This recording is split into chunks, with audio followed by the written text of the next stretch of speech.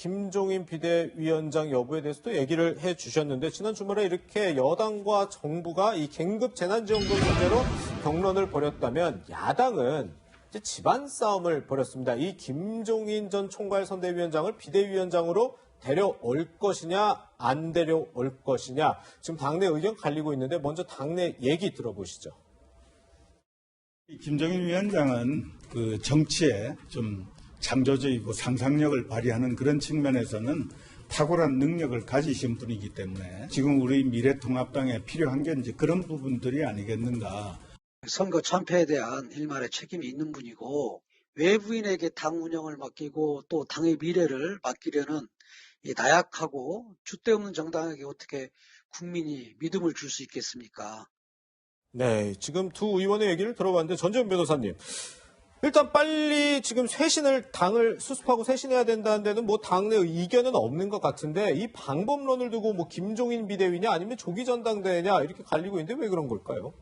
그거는 이제 선당 후사 정신보다는 개인의 욕심이 먼저 앞서기 때문에 그러지 않을까. 그냥 저는 개인적으로 그렇게 생각을 하거든요. 예. 그게 왜 그러냐면 당을 살리는 방안과 관련해서는 외부 인사를 모시는 방법이 있고 조기 전당대회를 하는 방법이 있고 여러 가지 안이 있을 수가 있는데 네. 지금 김종인 위원장 선출과 관련해서 반대를 하시는 분들이 뭐 김태흠 의원이라든지 조경태 의원 조경태 의원 같은 분들은 원내대표나 이제 당 대표 자리를 염두에 두시는 중진이거든요. 예. 그렇기 때문에 이 김종인 체제가 만약에 김종인 위원장이 비대위 승인을 하게 된다면은 네. 분명히 일정 기간 동안 정권을 원할 텐데 네. 그러면은 당분간 이게 당권이 공백 상태가 된단 말이에요. 네. 그래서 비대위 체제로 운영이 되고 그런 거에 대한 불만이 있는 게 아닐까 그냥 저의 개인적인 생각인데 네. 근데 이렇게 가버리면은 당 살리는 거는 물 건너 가는 거고 다시 또 배가 산으로 가지 않겠습니까? 걱정스러운 부분입니다. 그렇군요. 네, 평론가님 또 이번에 이 무소속으로 생활한 이 당내 이 중진 당선자들의 복당 여부도 관건일 것 같은데 보니까 지금 통합당 내부에서도 이를 두고서 좀 내용이 있는 것 같아요.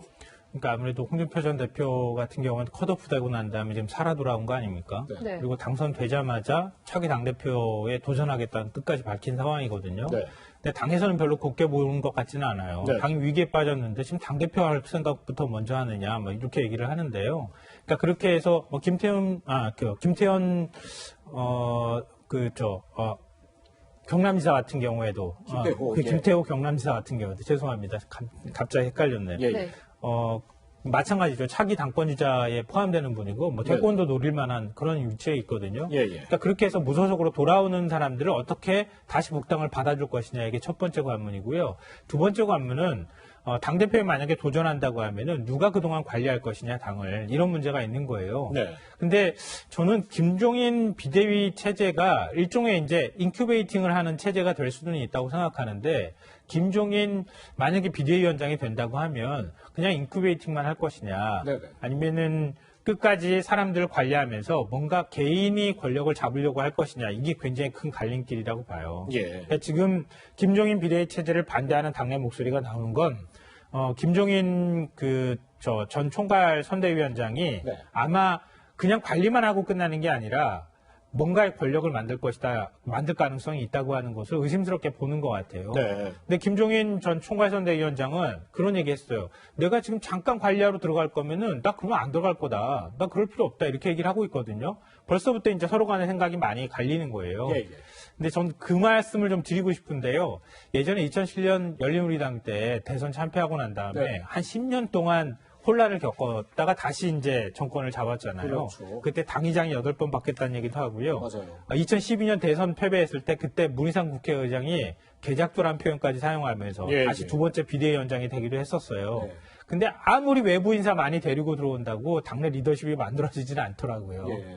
그러니까 결국은 당 안에서 새로운 사람들을 찾아가면서 새로운 대권 주자들을 아래서부터 위로 키워올라오든가 실패해가면서 거듭해가는 과정을 통해서 뭔가 당의 리더십이 만들어졌다는 거죠. 네네. 그러니까 이럴 때 뭐 좋은 일을 하고 싶다면 좀 너무 빨리 가려고 하지 말고 예. 좀 힘들더라도 천천히 가라. 예. 천천히 가면서 당내 의견들을 정리해가는 과정들을 밟으면 어떨까. 네네. 그래서 지금 벌써 막 얘기를 하기보다는 지금 당에서 나오는 얘기처럼 당선자 대회 같은 걸 열어서 네. 차기 권력이라고 할 수 있는 차기 지금 21대 국회의원들이 모여가지고 네. 그 국회의원들이 앞으로 당을 어떻게 수습해 나갈 것인지 의견을 좀 모아가는 과정들을 밟아가면서 네네. 비대위 체제를 어떻게 꾸려 나갈 것인지 전당대회는 또 어떻게 하면 좋을 것인지 이런 얘기를 차근차근 밟아갔으면 좋겠어요. 예. 벌써부터 다 만들어 놓고 난 다음에 합시다 이렇게 해버리면 나중에 가서 불만이 너무 많이 나와요. 그렇겠네요.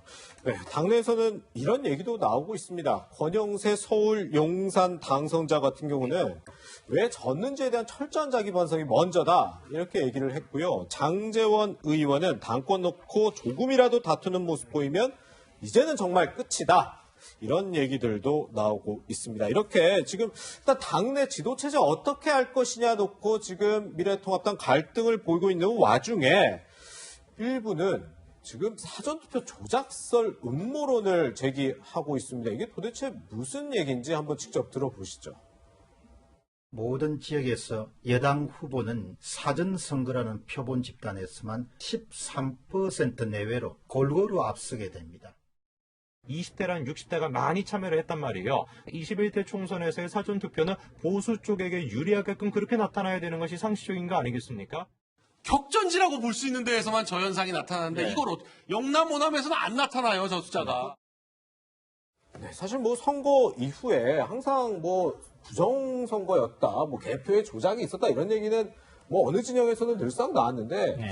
사실 또 지금 이런 얘기가 나오고 있어서 이거 어떻게 봐야 될까요? 뭐 아쉬움에 그런 얘기는 할 수 있다고 봐요. 네, 네. 너무 아쉽다. 왜 사전투표가 저렇게 나왔을까? 예, 뭐 이렇게 예. 아쉬움에 얘기는 할 수 있지만 그렇다고 음모론까지 갈 수 있는 상황은 아닌 것 같고요. 네, 네. 예를 들면 이런 거예요. 설명드리면은 사전투표가 높게 나올 때는요. 보통 30, 40대가 투표를 많이 해요. 네. 왜냐하면 우리는 기본적으로 노년층의 투표율이 높잖아요. 네. 그러니까 노년층이 7, 80% 투표를 한다 하더라도 이번처럼 66%가 넘는 투표율이 나오려면요. 노년층 예를 들면 60대 이상이 1200만 명이거든요. 인구가. 30, 40대인 거 합하면은요. 1530만 명이에요. 아, 예. 그러니까 1200만 명이 아무리 투표를 많이 열심히 한다 하더라도 30, 40대가 한 50% 투표율 나오면요. 네. 그럼 절대 60% 투표율이 66%까지 투표율이 안 나와요. 네. 그러니까 30, 40대가 열심히 투표했다는 얘기예요. 젊은층까지 포함해서. 네. 그럼 30, 40대는 이번에 이제 패인 분석을 얘기하는 것처럼 미래통합당이 그동안에 해왔던 문제에 대해서 등을 돌렸다는 거 아닙니까? 그럼 우리가 체험적으로도 알 수 있고요. 나중에 네. 뭐 좀 더 자세한 분석 결과가 나오면 알겠지만 네네. 그럼 30, 40대가 아무래도 미래통합당에 등을 돌렸다고 하는 가정을 한다 그러면 네. 사전투표를 했을 때 아무래도 민주당 쪽에 더 많은 표가 나오는 게 어찌 보면은 자연스러운 현상이기도 해요. 네, 우리가 네. 전체적인 결과를 놓고 얘기한다면 근데 그걸 가지고 사전투표함 열어봤더니 이거 뭔가 조작 의혹이 있어라고 얘기하는 것 자체가 아주 전형적인 음모론에 해당이 된다고 생각하고요. 그렇군요. 하나 더 말씀드리고 싶은 건 그동안에 미래통합당이 보수 유튜버한테 휘둘리는 현상들이 나타났단 말이에요. 네. 제가 그런 표현 쓰는데요. 길들이고 길들여진다. 진다. 예, 예. 그러니까 미래통합당이 그동안에 저런 보수 유튜버를 만들어내고 그 보수 유튜버를 통해서 오히려 거꾸로 지지층이 만들어져서 네네. 그 지지층에 휘둘리는 현상이 나타났단 말이에요. 네네. 이제는 좀 길들이고 길들여지는 관계 좀 끊고 예, 예. 보수 유튜버 전부 자기 표현의 자유가 있으니까 얼마든지 얘기하라고 하지만 그걸 정치적으로 중요한 이슈로 삼지는 않았으면 좋겠어요. 그렇군요. 네, 분위기를 좀 바꿔서 더불어민주당 이야기도 좀 해볼까 합니다. 이번 총선에서 가장 많은 주목받은 사람 아마도 이낙연 당선자가 아닐까 싶은데요. 그제 열린 선거 캠프 해단식 모습 먼저 보고 오시죠. 이번 선거의 최대 공적은 뭐니 해도 문재인 대통령께 드려야 옳습니다. 대통령의 특정 지지도가 내려갔더라면 이런 선거 결과는 나올 수가 없었습니다. 할수 있어 기대한 것 이상의 성과였습니다.